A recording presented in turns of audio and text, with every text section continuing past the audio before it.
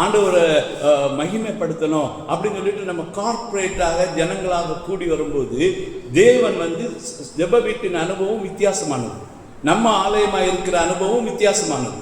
நமக்குள்ள ஆவியானவர் தங்கி இருக்கிறார், நமக்குள்ளதான் ஆவியானவர் இருக்கிறார். அவர் பேசுறத நீங்க வந்து கேட்க முடியும். உங்களுக்கு உள்ள இருந்து அவர் பேசுவார், இருதயத்திலிருந்து பேசுவார். அவர் வந்து பேசுகிற காரியங்களை, வேத வசனங்களை நீங்கள் வாசிக்கும் போது அதனூடாக உங்களோடு பேசுவார்.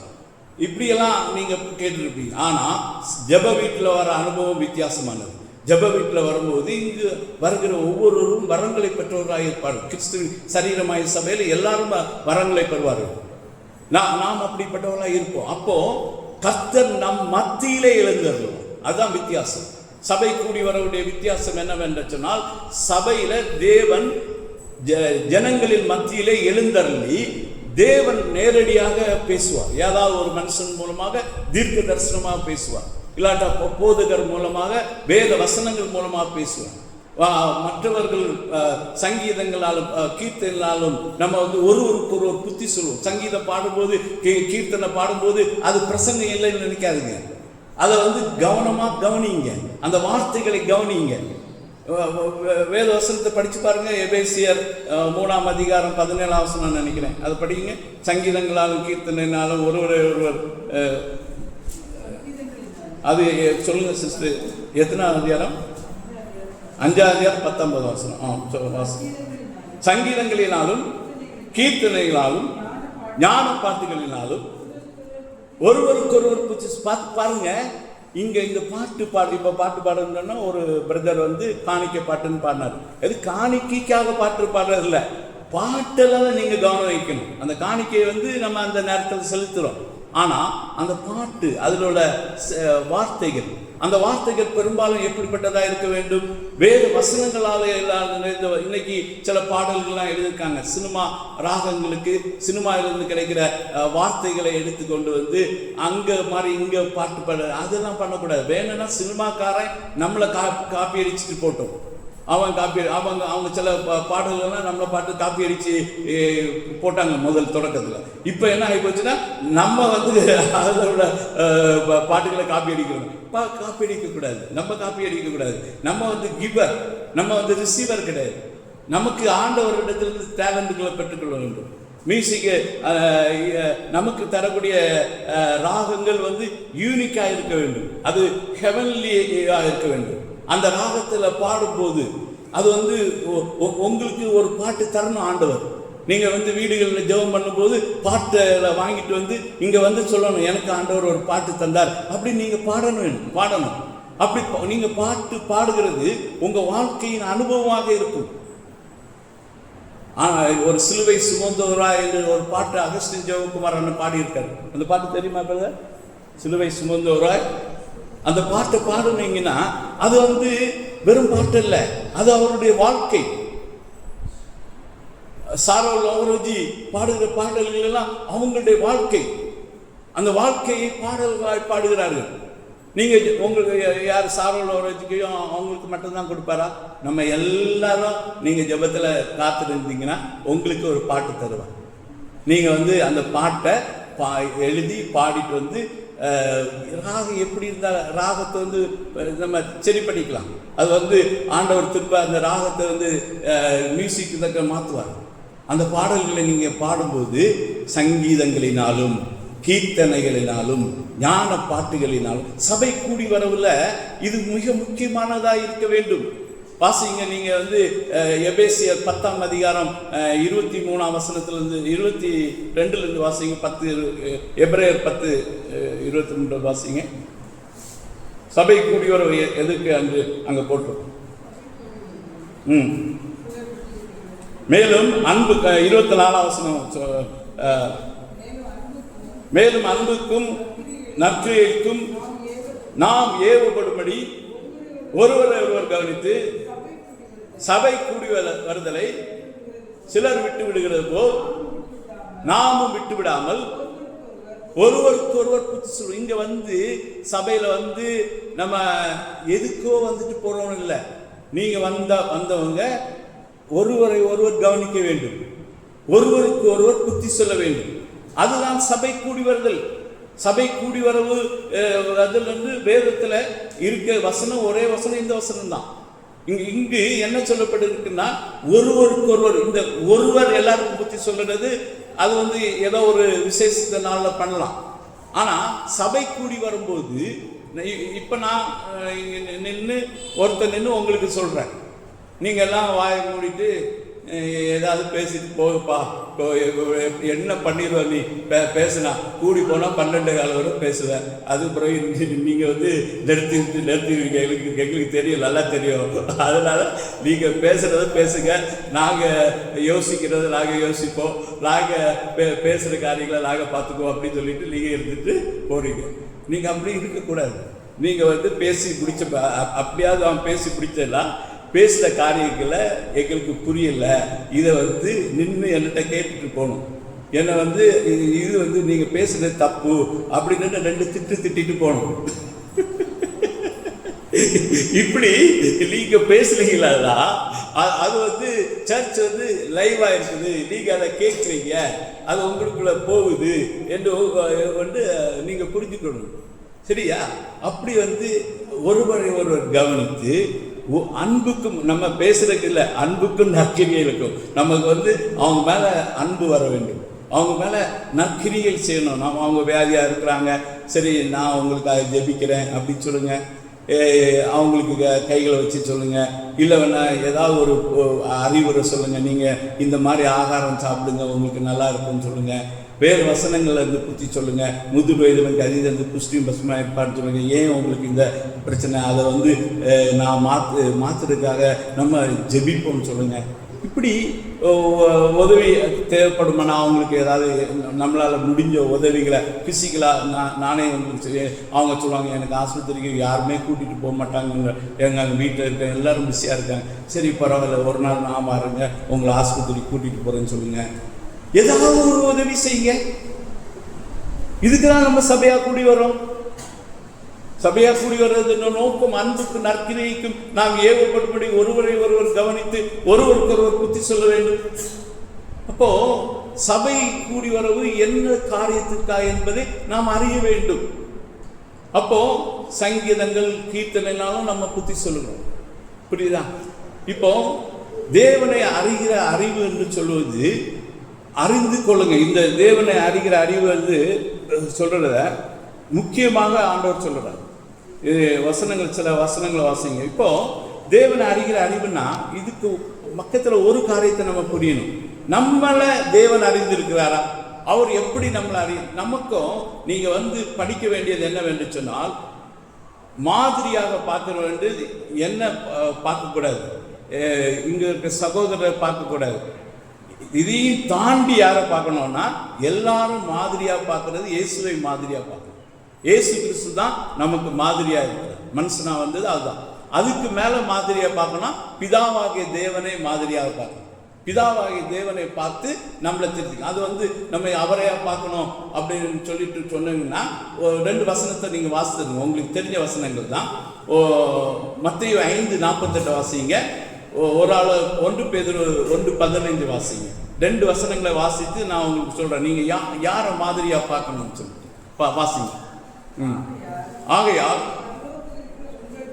பரலோகத்தில் இருக்கிற உங்கள் பிதா பூர்ண சற்குணராய் இருக்கிறது போல நீங்களும்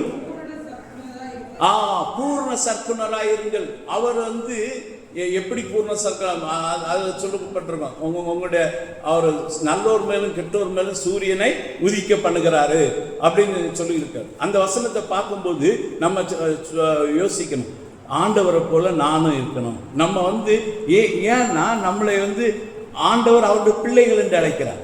பிள்ளைகள் என்று சொன்னால் பெற்றோரை மாதிரி இருக்கணும், பெற்றோருடைய சாயல் இருக்கணும். இந்த பேரனை பார்த்தாச்சுன்னா நமக்கு வந்து இன்னும் கொஞ்ச நாள் கழிச்சு இந்த பேரன் நடந்து வரும்போது இந்த தாத்தா வந்து அவர் வந்து ஆண்டவர்கிட்ட போயிடுவார்னு வச்சுக்க. ஆனால் இவனை பேரனை பார்க்குறவங்க யாரும் சொல்லுவாங்க, இவன் அவன் தாத்தா மாதிரியே இருக்கிறான், தாத்தாவுடைய குணங்களை வெளிப்படுத்துகிறான் அப்படி சொல்லுவாங்க. இவர் அந்த தாத்தா மாதிரி மாறுவார். அடுத்து தாத்தா மாதிரி நீங்க மாறுவீங்க. எல்லாரும் வந்து இப்போ அப்பாவை பார்க்க மாதிரி ஒன்றை பார்க்குறோம் அப்படின்னு சொல்லிட்டு வருவாங்க. அப்பா போயிட்டாரு. அப்படி நம்ம அந்த சாயலை இந்த உலகத்தில் வெளிப்படுத்துறோம்.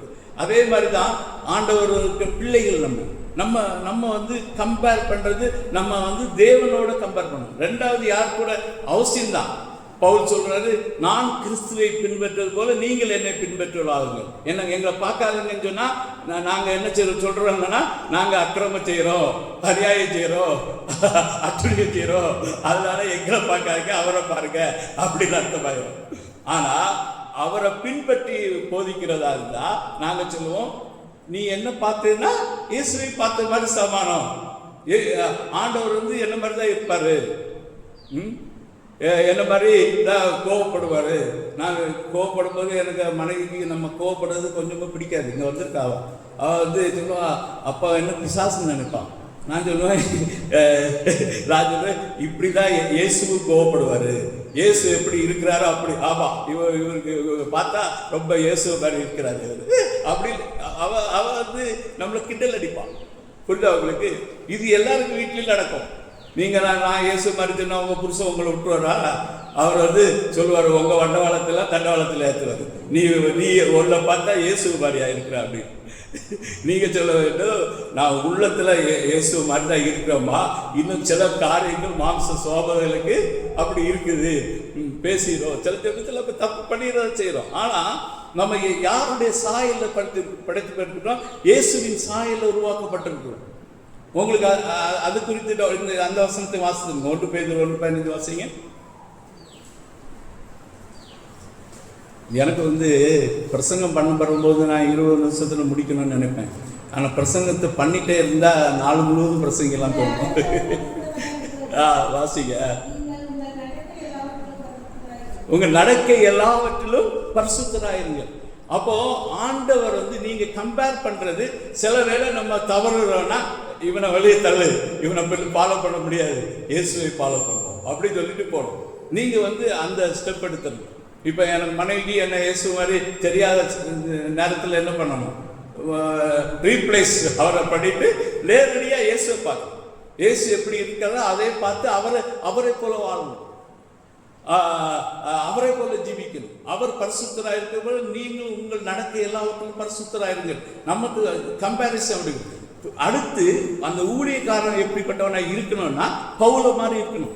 நான் கிறிஸ்துவை பின்பற்று போல் என்னை பின்பற்று. நீங்க 2 Corinthians 11:1 வாசிங்க. அந்த வசனத்தில் அவர் அப்படி சொல்லுவார். பிலிப்பியர் 4:9 சொல்லுவார். வசனம் எல்லாம் வாசித்தா நேரமே பத்தாது. அதனால 2 Corinthians 11:1 வாசிங்க.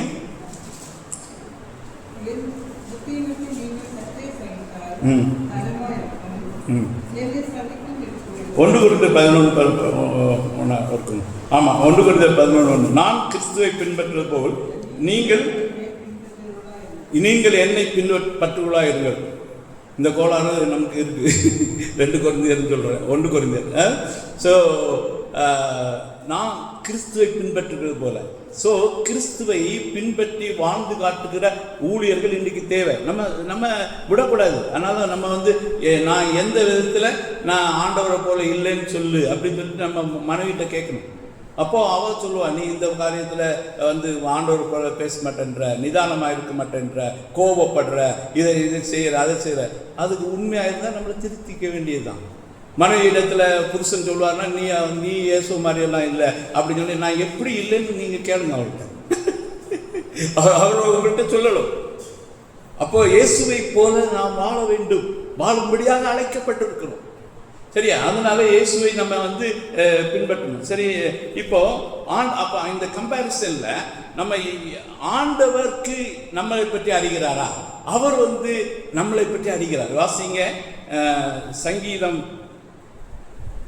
132:2 வாசிங்க. எரேமியா 12:3 வாசிங்க. இந்த 2 வசனங்களை டக்குன்னு வாசிங்க. 139:2. என் உட்கார்தலையும் என் எழுந்திருக்கலன்னு எப்படி ஆண்டவர் நம்மளை அறியறாரு பாருங்க. நீங்க நினைக்கிறீங்க நம்மள எல்லாம் ஆண்டவர் பார்ப்பாரா, அவர் கேட்பாரா, அவர் வந்து இப்படி கொஞ்சம் பாட்டு பாடினாதான் நம்ம கவனிப்பாரு, நம்ம டான்ஸ் ஆடினா தான் கவனிப்பாரு அப்படின்னு நம்ம உள்ள நினைவுகளோட இருக்கிறோம். ஞாயிற்றுக்கிழமை ஆராதனை அவர் வந்து நம்ம நினைவா இருக்கிறார். எப்பொழுதும் அவர் நம்மை அறிகிறார். அவர் சொல்கிறார், உன் உட்காருதல், நம்ம உட்கார போகும்போது கூட சொல்லுவோம், உட்காரும்போது அப்பாடா அப்படி சொல்லிட்டு ஏசப்பா அப்படி சொல்லிட்டு சொல்லி உட்காருவாங்க. சிலர் எழும்பும்போது எழும்ப கஷ்டப்பட்டு அப்பாடா ஏசப்பா அப்படி சொல்லி கூடுவாங்க. அவர் வந்து உட்காருதலையும் எழுந்திருக்கலையும் அவர் தூரத்திலிருந்து அறிகிறார். தூரத்தில் இருந்தாலும் அவர் நம்முடைய எல்லா காரியத்தையும் அவர் அறிந்திருக்கிறார். ஸோ இந்த இவ்வளவு நம்ம மேல கரிசனை உடையவரை பற்றி நம்ம அறிய வேண்டாமா? நம்ம அறிய நேரத்தை செலவு. அதனாலதான் பவுல் சொன்னாரு, நான் எனக்கு அவரை அறிகிற அறிவின் மேன்மைக்காக எல்லாவற்றையும் நஷ்டம் என்று விட்டேன், குப்பையாக எண்ணுகிறேன். எப்படியாயினும் அந்த மரணத்துக்கு உள்ளாகி நான் முதலாம் உயிர்த்தெழுதலை பங்கு பெறுவது அவரை அறிகிற அறிவின் மேன்மைக்காக என்று சொல்லுகிறார். திருப்பி ஒரு வசனம் வாசித்துங்க. எரேமியா 12:3 வாசிங்க.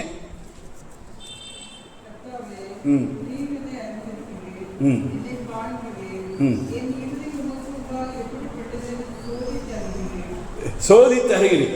அப்போ எரேமியா சொல்லலாம் எல்லாம். அப்போ நம்மளை எல்லாவற்றையும் இருதயத்தை சோதித்து அறிகிற அந்த தேவனை நீங்க வந்து அறிய வேண்டாமா?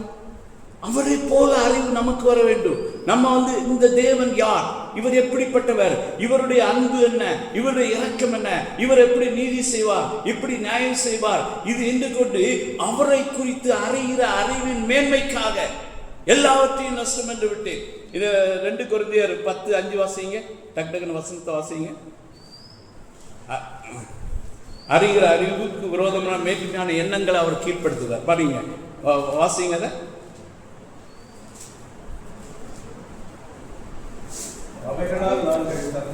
தர்க்கங்களையும்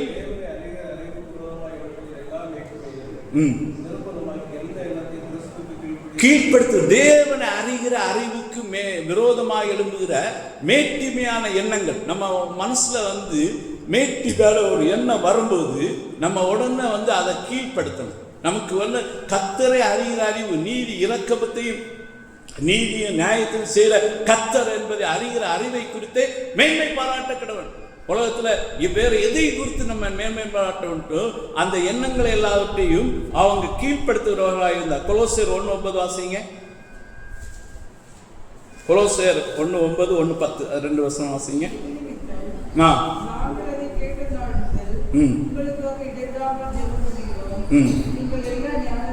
எல்லா ஞானத்தோடும் ஆவிக்குரிய விவேகத்தோடும் அவருடைய சித்தத்தை அறிகிற அறிவு. நம்ம என்ன செய்யணும்?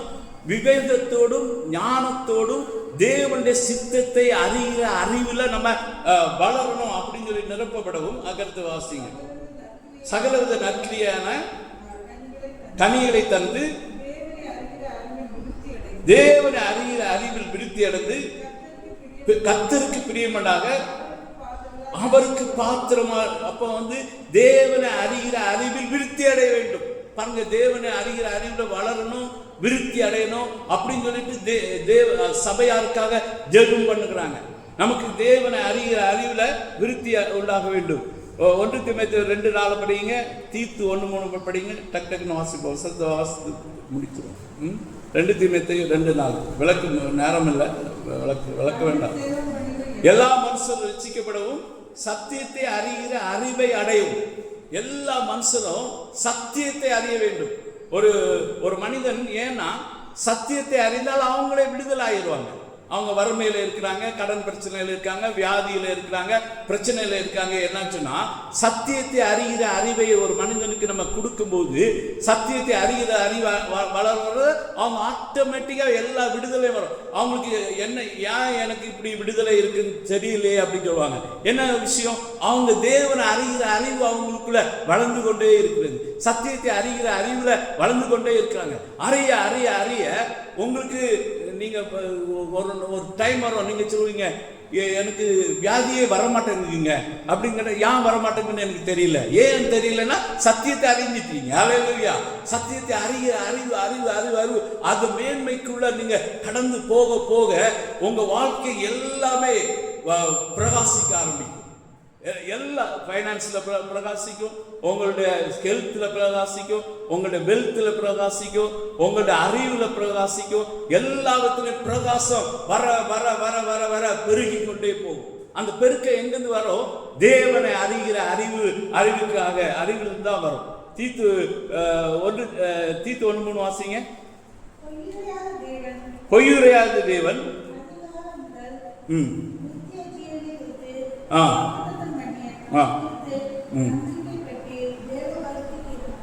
தேவ பக்திக்கு ஏதான சத்தியத்தை அறிகிற அறிவும் விசுவாசமும் தேவனால் தெரிந்து கொள்ளப்பட்டவர்களுக்கு உண்டாகும்படி. அப்போ இந்த தேவனை சத்தியத்தை அறிகிற அறிவு அதுக்கு நீங்க முக்கியத்துவம் கொடுக்க வேண்டும். ஏன் பைபிள் ஸ்டடிக்கு வச்சா நீங்க இதே மாதிரி ஞாயிற்றுக்கிழமை வர்றது மாதிரி ஒரு வாரத்தில் ஒரு நாள் நீங்க கூடி பைபிள் ஸ்டடி பண்ணுங்க. பைபிளை படிச்சு தேவனை அறிகிற அறிவில் விருத்தி அடையும் போது அது ஒரு டாபிக்கை கொடுத்து எல்லாருமே அதை பைபிளை படிச்சுட்டு இந்த தேவன் யார் இந்த அப்படி சொல்லி அவரை அறிகிற அறிவை அடைய பாருங்க. நீங்க வீணாய் போக மாட்டாங்க. மக்கோதோனியாவில் இருக்கவங்க தெசலோனிக்கேயுக்கு நற்குணசாலியில் மாற காரணம்னு சொன்னா பெரியா பட்டணத்தில் இருக்கவங்க நற்குணசாலியில் மாற காரணம்னா அவங்க தேவனுடைய வார்த்தையை ஓயாம ஆராய்ந்து பார்த்தார்கள். ஆராய அவங்க நற்குணசாலிகளாக மாறிக்கொண்டே இருந்தாங்க. ஸோ இந்த பைபிளில் அப்படி நீங்க ஆராய்ந்து பாருங்க. ஒவ்வொரு நாளும் ஆண்டவர் பேசுகிற காரியங்களை நீங்க கேளுங்க. கேட்கும் போது உங்களுக்கு ஆச்சரியமா இருக்கும். ஆண்டவர் எல்லாரோடும் பேசுவார். அவர் 2 பேதுரு 1:2 வாசிங்க. 2 பேதுரு 1:2. தேவனையும் நம்முடைய கர்த்தராகிய இயேசுவையும் அறிகிற அறிவினால் உங்களுக்கு கிருபையும் சமாதானமும் பெருக கடவுது. சோ தேவனை அறிகிற அறிவினால் கிருபையும் சமாதானமும் பெருக கடவுது என்று சொல்றார். 3வது வசனம், தம்முடைய மகிமையினாலும் காரணத்தாலும் தம்மை அழைத்தவரை அறிகிற அறிவினாலே ஜீவனுக்கும் தேவ பக்திக்கு வேண்டிய யாவற்றையும் அவருடைய திவ்ய வல்லமையானது நமக்கு தந்தரணும் என்று பாருங்க. ஜீவனுக்கும் தேவ பக்திக்கும் ஜீவனுக்கும் தேவ பக்திக்கும் இந்த உலகத்தில் வாழ்றக்கூடிய வாழ்க்கைக்கு தேவனை பற்றி அறிகிற அறிவு உங்களுக்கு உதவி செய்யும். தேவனை அறிகிற அறிவில் நீங்க வளர்ந்து கொண்டே வந்தீங்கன்னா அது இந்த ஜீவனுக்கும் தேவ பக்தியான வாழ்க்கைக்கு பிரயோஜனமானவைகள் என்று சொல்லி அவர் சொல்லுகிறதை நம்ம பார்க்கிறோம். திருப்பி 2 பேதுரு 2:20 வாசித்தீங்கன்னா 2 பேதுரு 2:20 கர்த்தரும் இரட்சகருமாய் இருக்கிற இயேசு கிறிஸ்துவை அறிகிற அறிவினாலே உலகத்தின் அசுத்தங்களுக்கு தப்புறோம். எப்படி அசுத்தங்களுக்கு ஜெபம் பண்றதுனால உபவாசம் பண்றதுனால அப்படி தப்ப முடியாது. தேவனை அறிகிற அறிவு நமக்குள்ள வளரும் போது அந்த அசுத்தமான உலக வாழ்க்கையிலிருந்து நம்ம விடுதலை பெறுவோம். நமக்குள்ள அது பரிசுத்தம் வரும். தேவன் கேட்ட பரிசுத்தம் உண்டாகும். அது தேவன் இப்படிப்பட்டவர், தேவனை பற்றி அறிகிற அறிவின் மேன்மையினால அதை நீங்க படிப்பீங்க. அதுக்கடுத்து 2 பேதுரு 3ஆம் அதிகாரம் 18ஆம் வசனம் வாசிங்க. 3:18 நம்முடைய கர்த்தர் இரட்சகருமாய் இருக்கிற இயேசு கிறிஸ்துவின் கிருபையினாலும் அவரை அறிகிற அறிவிலும் வளருங்க. சோ நம்ம அதுல வளர வேண்டும். இப்போ தேவனை அறிகிற அறிவு அப்படின்னு சொன்னா ரொம்ப ரத்தின சுருக்கமா ஆண்டவர் சொல்றார். இதை நீ செய்தானா நீ நல்லா இருப்ப அப்படின்னு வசனத்தை நீங்க வாசிடுங்க. எரேமியா 22ஆம் அதிகாரம் 16ஆம் வசனத்தை வாசிங்க. தேவனை அறிகிற அறிவுன்னா என்னது என்று சொல்லி ஆண்டவர் சொல்றார். இந்த தேவனை அறிகிற அறிவு என்று சொன்னால் என்ன? வாசிங்க. எரேமியா 22:14 அவர் சிறுவையும் எளிமையானவருடைய நியாயத்தை விசாரித்தார். அப்பொழுது சுகமாய் வாழ்ந்தார். அப்படி செய்வதல்லவோ என்னை அறிகிறார். இதை ரொம்ப நோட் பண்ணி வச்சிருங்க. ரொம்ப முக்கியமான வசனம். தேவனை அறிகிற அறிவு என்று சொன்னா எல்லாவற்றையும் நஷ்டமாக குப்பையானுறேன், அந்த அறிவுக்கு விரோதமாக இருக்கிற மேட்டுமையான எண்ணங்களை கீழ்ப்படுத்துகிறேன். அப்படியெல்லாம் பவுல் சொன்ன தேவனை அறிகிற அறிவு வந்து நம்ம உலகத்தின் அசுத்தங்களுக்கு நம்ம தப்பு வைக்கும். எல்லா காரியத்தையும் நம்ம பார்த்தோம். ஆனால் இந்த தேவனை அறிகிற அறிவு என்னன்னு சொல்லிட்டு ஆண்டவர் சொல்றாருன்னா, எளிமையும் சிறுமையானவனுடைய நியாயத்தை விசாரியுங்க. நம்ம வந்து நம்மள்கிட்ட வந்து ஒரு எளிமையானவங்க தாழ்மையானவங்க வந்து என்னுடைய நியாயத்தை விசாரிங்க அப்படின்னு சொன்னால் நீங்கள் வந்து அல்ல தட்டாங்க, அவங்களுக்கு நியாயம் செய்யுங்க. அப்படி செய்வதல்லவோ என்னை பற்றி அறிகிற அறிவு. அப்போ வந்து அவன் சுகமாய் வாழ்ந்தான். உனக்கு அப்பா அப்படி செய்தாரு, அதனால அவர் சுகமாய் வாழ்ந்தாரு, நீயும் அப்படி செய் என்று ஆண்டவர் அந்த அந்த ராஜாவுக்கு சொல்றார். அந்த இது இந்த வேத புஸ்தகத்தில் எங்கேயும் தேடி பார்த்தீங்கன்னாலும் இந்த வசனத்துக்கு இணையான வசனத்தை நீங்கள் பார்க்க முடியாது. தேவனை அறிகிற அறிவு என்று சொன்னால் வேதம் சொல்லுது. அங்கே சொன்னார், ஒன்றான மெய் தேவனாயுமையும் நீர் அறிகிறவராய் அனுப்புவாய் இயேசு கிறிஸ்துவும் அறிவதே நித்திய ஜீவன். அவர் என்ன செய்கிறார் அப்படின்னு சொன்னாச்சுன்னா, அவர் நீதியும் நியாயத்தையும் செய்கிற தேவன், அவர் இரக்கம் உள்ள தேவன். அவர் வந்து நம்ம எல்லாரையும் நேசிக்கிறார்.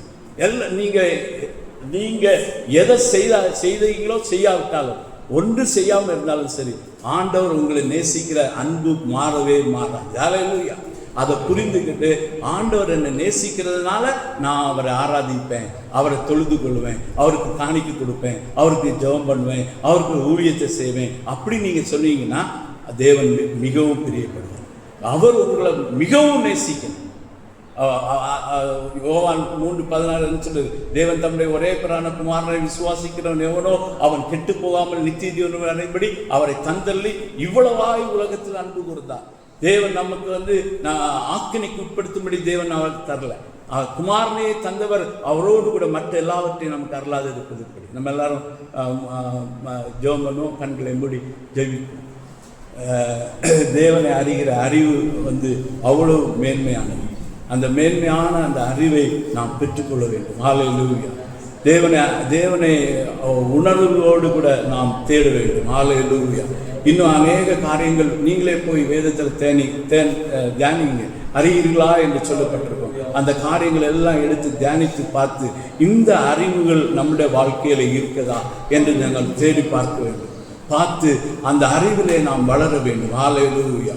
ஒவ்வொரு நாளும் வளர வேண்டும்.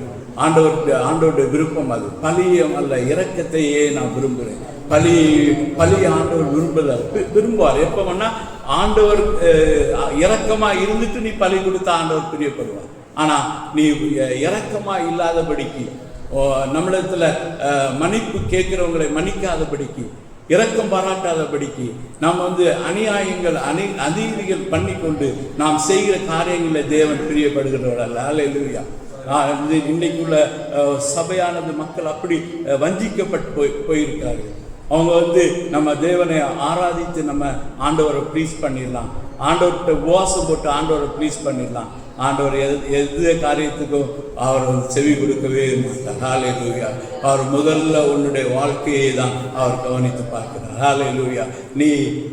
நான் பரிசுத்தராக இருக்க போல உன் நடக்க எல்லாவற்றிலும் பரிசுத்தராக இருக்கணும். நான் பூர்ண சத்துனராக இருக்கிறது போல நீ பூர்ண சத்துனாக இருக்கணும்.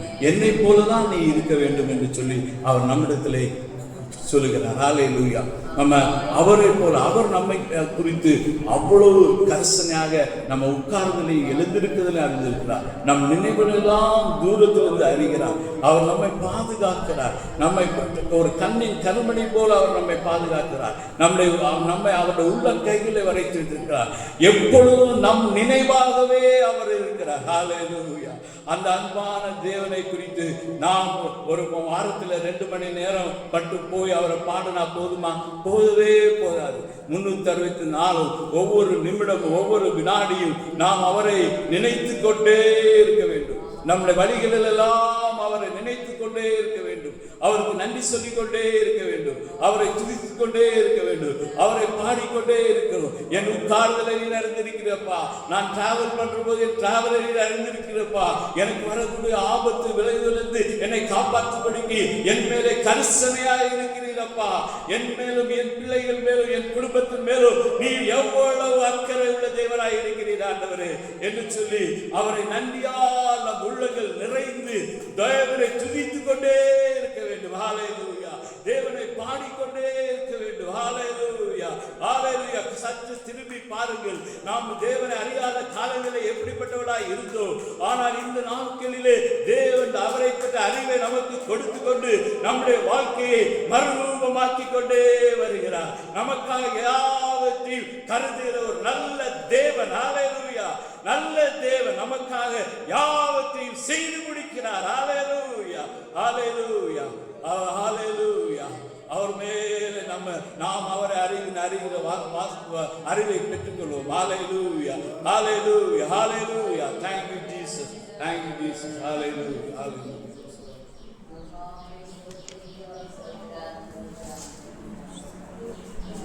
Praise the Lord, hallelujah. நம்ம இசை கூட அர்ப்பணிப்புமாக இந்த ஆராதனையிலே ஆண்டவர் பேசின வார்த்தைகளாக நம்ம ஒப்பு கொடுக்கலாம். ஹல்லேலூயா. நன்றி அப்பா. என்னை காண்பவரே, தீனம் காப்பவரே, என்னை காண்பவரே, தீனம் காப்பவரே, ஆராய்ந்து அறிந்திருக்கின்றே, சுற்றி சுற்றி சூழ்ந்திருக்கின்றே, ஆராய்ந்து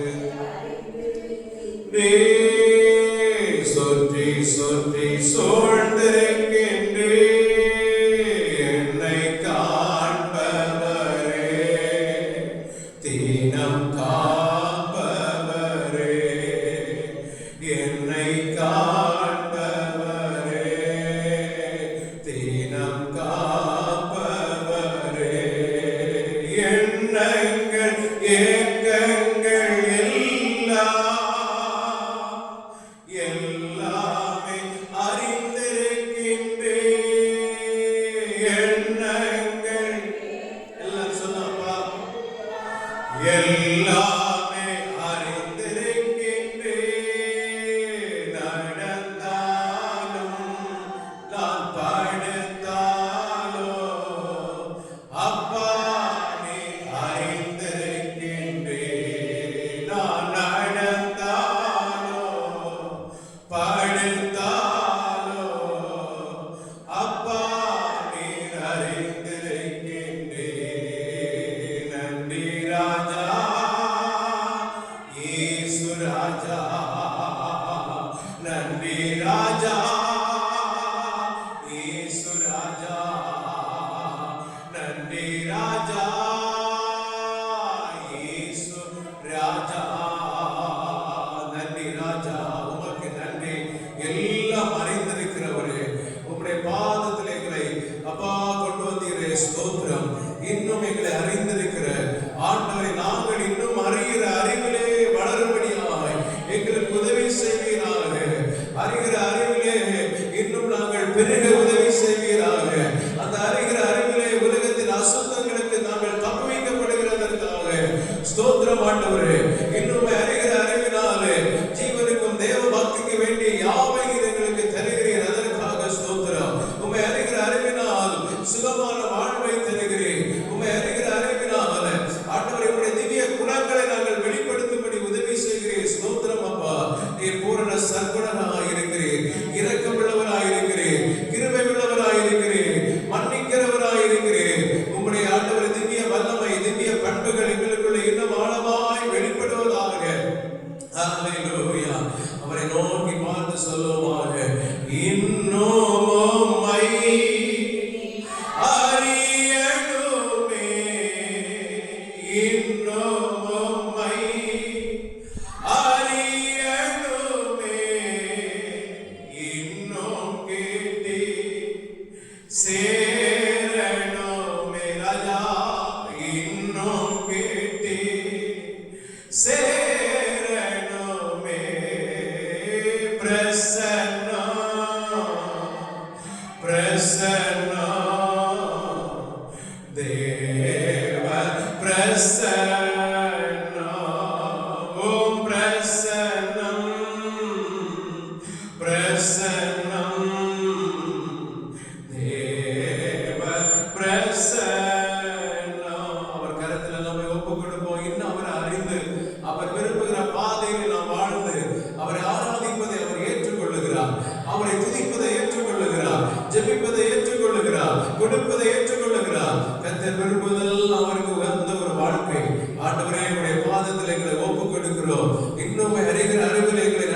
என்று சொல்லி அர்ப்பணிப்பீங்கள். பரலோக பிதாவே, இந்த நல்ல ஆராதனை நேரத்திற்காக ஸ்தோத்திரம். உடைய பாதத்தில் புகழ துதிக்க, ஆண்டவருடைய ஜீவ வார்த்தைகளை நாங்கள் கேட்க, இன்றைய தினத்திலே எங்களுக்கு தந்த நல்ல இந்த வாய்ப்புக்காக ஸ்தோத்திரம். ஆண்டவரே, பரிசுத்த ஆவியானவர் ஆண்டவரே வார்த்தைகள் மூலமாக உடைய ஜனங்களோடு இடைப்பட்டதற்காக ஸ்தோத்திரம் செலுத்துகிறோம். ஹல்லேலூயா. பலியல்ல இரக்கத்தை, தேவனை அறிகிற அறிவை விரும்புகிறேன் என்று சொன்னீர் ஆண்டவரே. அறிவில்லாமையினால் ஜனங்கள் சங்காரமாகிறார்கள். எங்கள் வாழ்க்கையில் இருக்கிற அறியாமைகள் மாறி போகின்றோம். இன்னும் வேதத்தை ஒவ்வொரு நாளும் தியானிக்க, ஆராய்ந்து பார்க்க, நல்ல குணசாலிகளாக மாற, தேவன் எதிர்பார்க்கிற நல்ல வாழ்க்கைக்கு ஏதுவாய் ஒவ்வொரு நாளும் வார்த்தையினாலே மறுரூபமாக்கப்பட, வார்த்தையினாலே பரிசுத்தமடைய, வார்த்தையினாலே சுகம் பெற, வார்த்தையினாலே இன்னும் ஆண்டவர்களை திடனாய் எழுப்ப உதவி செய்வீராக. இன்றைக்கு உடைய சமூகத்தில் வந்து எல்லாரையும் பலப்படுத்துவீராக. வார்த்தையிலே இன்னும் ஆண்டவரை வேறொன்றை கிருபை பாராட்டுவீராக. உம்முடைய ஆலயம் என்பதை எல்லா இடத்திலும் வெளிப்படுத்த இன்னும் அநேகரை கத்தரிக்கிற வழிநடத்துகிற கருவிகளாக பயன்பட உதவி செய்வீராக. உமக்கு ஸ்தோத்திரம் ஆண்டவரே.